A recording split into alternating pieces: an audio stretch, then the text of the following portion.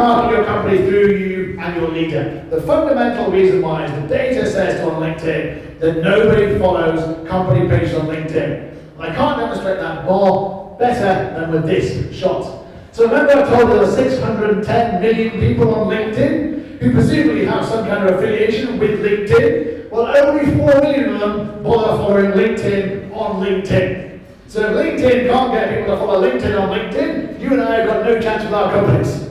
Because it doesn't cost them a single dollar to put their company page, and it costs us. So it doesn't work. Whereas Jeff Weiner, who's the CEO of LinkedIn, has 10 million followers. People follow people. Microsoft, who own LinkedIn, 6 million followers. Only 6 million, 1% of people on LinkedIn bother to follow Microsoft. Whereas Bill Gates has got 20 million followers. People follow people, they don't follow company pages. Even Rico Dubois really gets this. Really gets the fact it's about content, content, content. But just because he owns the Ritz-Carlton and the W hotels doesn't mean he talks about that the whole time. He talks about things like happy employees equals happy guests, or what Apple learned from the Ritz-Carlton. It's all about ethos and strategy and vision. He's not talking about run rates at the Ritz-Carlton. Arnie Sorensen's one of the best people at doing this. He's absolutely fantastic. The Marriott team are amazing at doing this. They really get content marketing. So he talks about things like moving with purpose on National Running Day. It's about his vision, his way of life, and basically the ethos he brings to Marriott.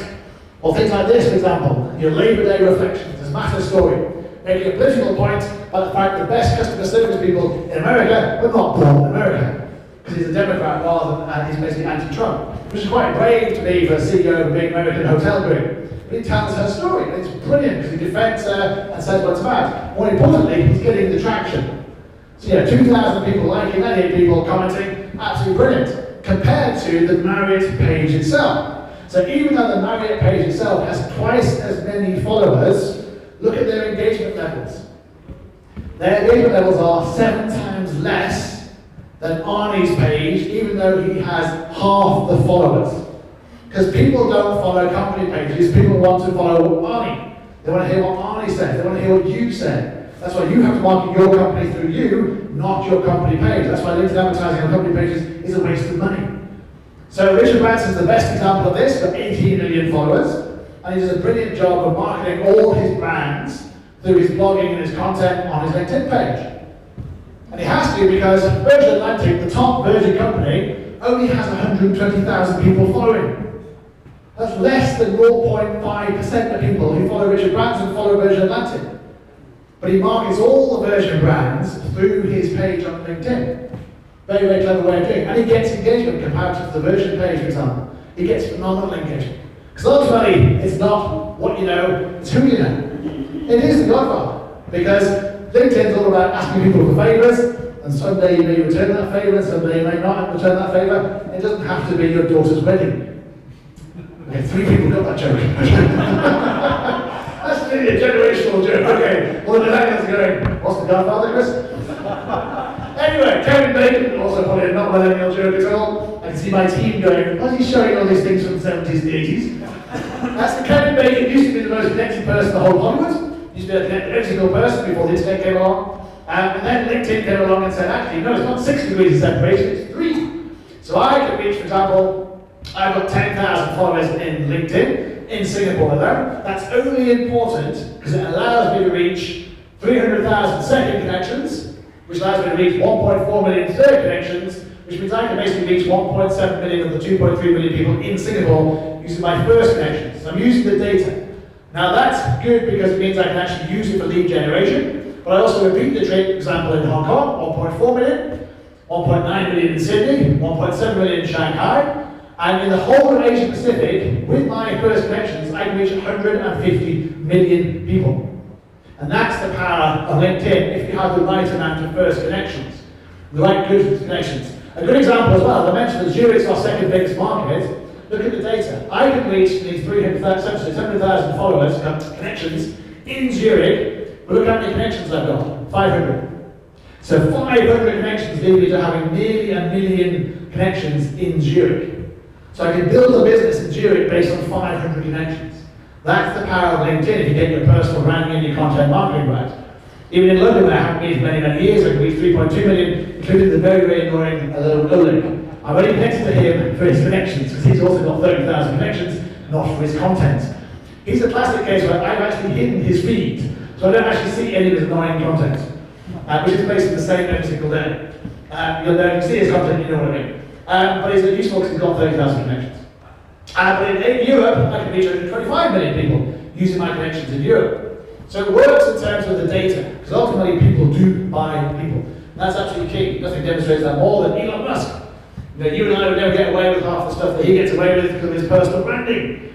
So it is about people buying people, and Sales Navigator is all about the data and all about how you find those people.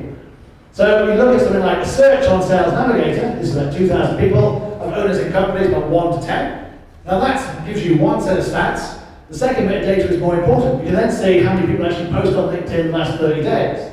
That's important, because then you can actually see who's actually active. Because the problem with LinkedIn is they say 610 million users on LinkedIn, but they don't give daily or even monthly active user numbers, unlike Facebook and Twitter. So you can't compare apples with pears when it comes to that. So if you look on Sales Navigator, you can actually see who's actually active on LinkedIn. You need to go after those people, because then you need to be assured they're actually active on LinkedIn. They will reply to you, especially if they're premium. This little badge here, they're actually paying for the service. So they're more likely to be committed than they're not paying for it. I can also see people who change jobs out of that target list, for example. That's particularly good if they want to employ new people, to have a change around, for example. So they use the data on LinkedIn to find the right kind of people. I can also see people who mention the news. So LinkedIn Sales Navigator gives you this data. The normal premium on LinkedIn does not. Recruiter does not. Only Sales Navigator gives you this data. Then you want to find open profiles. So open profiles is the secret to how you can mail people on LinkedIn when you have no emails. So I'll give you an example. So Eduardo Savrin, you may know as the co-founder of Facebook, is also the second richest man in Singapore, and all his basic wealth is not built on property. It's built on obviously being the co-founder of Facebook. But he is an open profile, which basically means, and don't do it all at once, you can all mail him now and go, Chris says, you might invest in my app. Because he is actually looking for people through B Capital to invest in. That's part of why he's in Singapore. So he gave up like $3 billion in tax and became resident of Singapore because he wants to invest in startups. It's true. The CFO over there, they're very impressed with that kind of figures. But you can message him for free. He wants to give away some of these billions of dollars he's got to do startups. So you can actually message him for free. Whereas Darius here is actually hiring and actually says, drop me a line, but it's not open profile. So you can't. So unless you're going to spend a premium version for sent email, which you may not have, you may not want to do, you can't actually contact Darius. So who are you going to contact? Is it the multi-billion-dollar guy, Eduardo, who makes it very easy for you to do so? Or is it Darius, who basically doesn't? And that's the point. On LinkedIn, you have to tick the boxes, you have to make it easy for people to contact you, to engage, and you'll get very good engagement. So in summary, your LinkedIn and your profile and your reputation is garnered by LinkedIn and social media. So if you watch Gladiator, which is quite a millennial film, everyone knows the story of Maximus.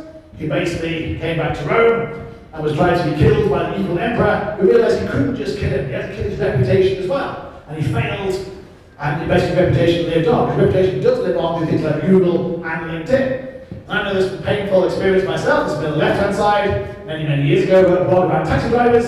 I got fired from my job. I appeared in the lovely newspaper and various other newspapers and radio stations and TV, being castigated for basically telling people that taxi drivers in this country can't tell the time, tell where to go. And then 6 years later, I had to rebuild my reputation up, and actually then appeared on the front page of Business Times as an example of an entrepreneur who used LinkedIn to build a business.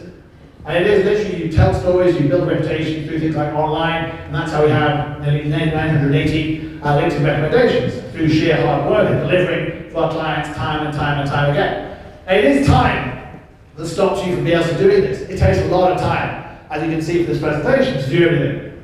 Yeah, many people do not know how to do it. If they do, don't have the extra time to do it. That's why I created Black Marketing 6 years ago, and that's why I have my culturally diverse team. I have started being more diverse than employing men.